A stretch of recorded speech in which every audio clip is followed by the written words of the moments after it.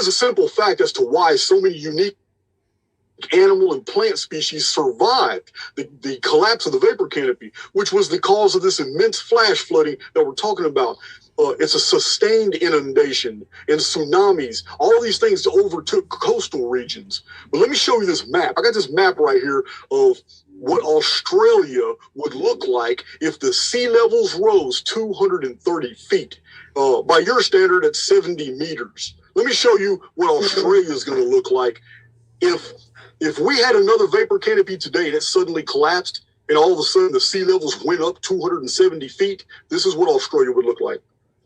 And this basically taps directly into a video I did on my channel explaining why on the next cataclysm, Australia is going to be prime real estate. This is Australia. Yes. If the sea levels were increased by 270 feet. I have this map too. Yep. What this tells us is, unlike the rest of the world, Australia's elevations and its geography will protect its inhabitants from the flooding, from the tsunamis. There will be an inland sea created right there where you see it, but most of Australia is going to be okay. Yeah. It's going to be all that's right. not inhabited anyway. Wow, because there's actually a map that looks like that, and it's dated. What's it dated? 1828, I think it's dated. That shows it like a big inland sea. I mean, one of my questions, just as a side note, is like with all these maps, have we got the wrong dates? Do you think they're dated incorrectly? Because we just see. Oh, of course. So, yeah. See, here's the deal, man. I'll entertain this tangent real quick. It's not going to take me too far off track. Listen, maps could get you killed 600 years ago.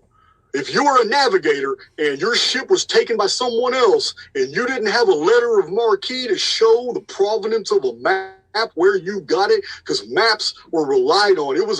The captain was responsible for the life of the crew, and he was responsible. It was maritime law. Every single geographical feature you ever come across must be entered into the ship's log with the closest coordinates you can. Listen, when ships arrived in ancient ports, when I say ancient, I'm talking about 700 years ago, 600 years ago, 500, 400 years ago. Listen, their ship logs. These harbor masters, they had massive power. Harbor masters were just like intelligence agencies.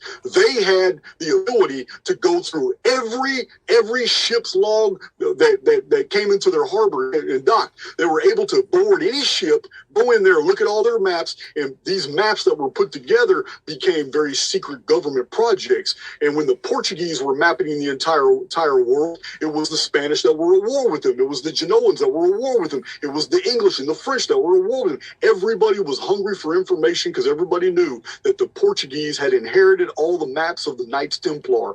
They knew that Henry the Navigator had all the information, the maps that were thousands of years old that had accurate topographies, and they wanted that.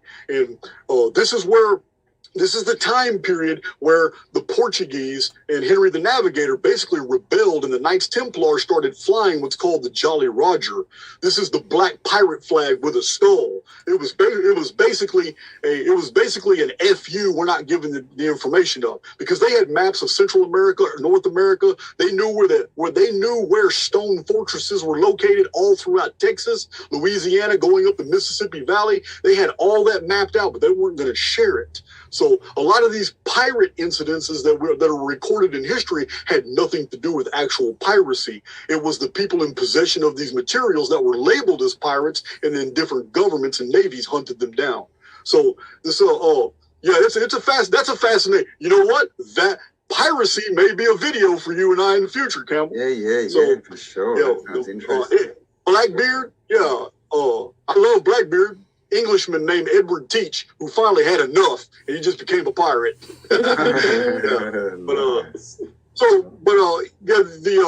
Charles Hapgood, Maps of the Ancient Sea Kings. This is a book in my library. I have it right here. But Maps of the Ancient Sea Kings is fantastic because it shows from the 1930s, 1940s, and 1950s. He shows that all these maps that were in the possession of Christopher Colon, which you know of as Christopher Columbus. Christopher Colon had a bunch of maps. It's the reason why, even though it was known that he was Jewish, the House of Castile still funded his deal, even though in the exact same year of 1492, they expelled 800,000 Jews from Spain in the same time that they funded him about America. Because he was the man. He had access to the maps that they wanted. So they funded him. But anyway, like I said, hey, I'm gonna entertain those tangents. I'm sorry. Yeah, I'm no, just gonna take off. Good. Thank you. All right.